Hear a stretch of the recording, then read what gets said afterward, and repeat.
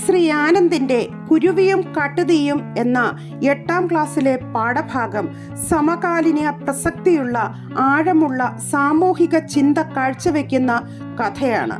പ്രകൃതിയിലെ ദുരന്തമായി കാട്ടുതീ പടർന്നപ്പോൾ മൃഗങ്ങളും പക്ഷികളും ജീവനു വേണ്ടി ഓടി രക്ഷപ്പെടുന്നു.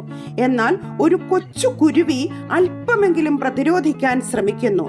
തൻ്റെ ചെറു ചുണ്ടിൽ വെള്ളമെടുത്ത് തീയിൽ തളിച്ച് തീ കെടുത്താൻ കുരുവി കഠിന ശ്രമം തുടരുന്നു.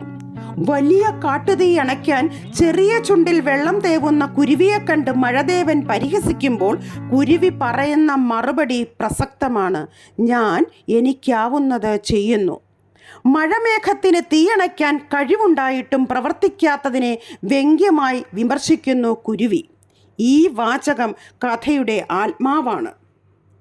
കഥയുടെ അവസാനം മറ്റുള്ളവർക്ക് വേണ്ടി അക്ഷീണം പരിശ്രമിച്ച് കുരുവി ആ കാട്ടുതീയിൽപ്പെട്ട് മരിക്കുന്നു.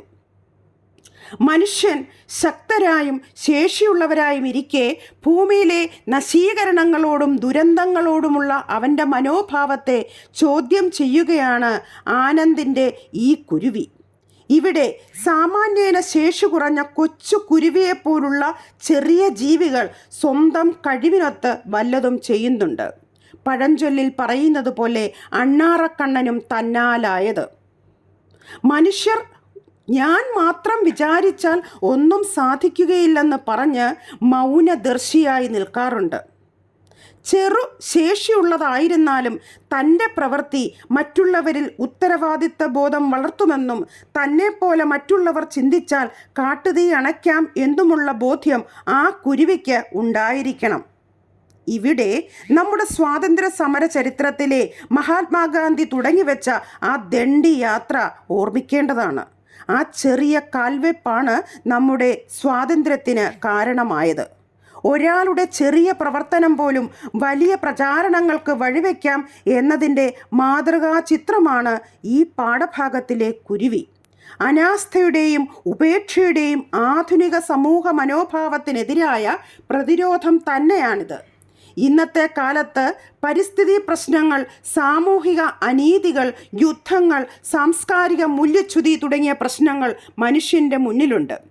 അവയെ തടയാൻ പുതിയ തലമുറ മൗനം എന്ന മനോഭാവം സ്വീകരിക്കുന്നു.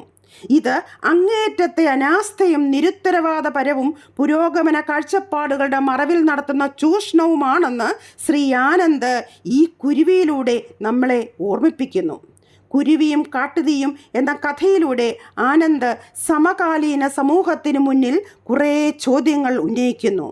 നിനക്ക് മറ്റുള്ളവർക്ക് വേണ്ടി എന്തു ചെയ്യാനാകും? ആദ്യം നിനക്ക് അതിനുള്ള മനസ്സുണ്ടോ? ഉത്തരം പറയേണ്ടത് പ്രിയപ്പെട്ട കുട്ടികളെ നിങ്ങളാണ്.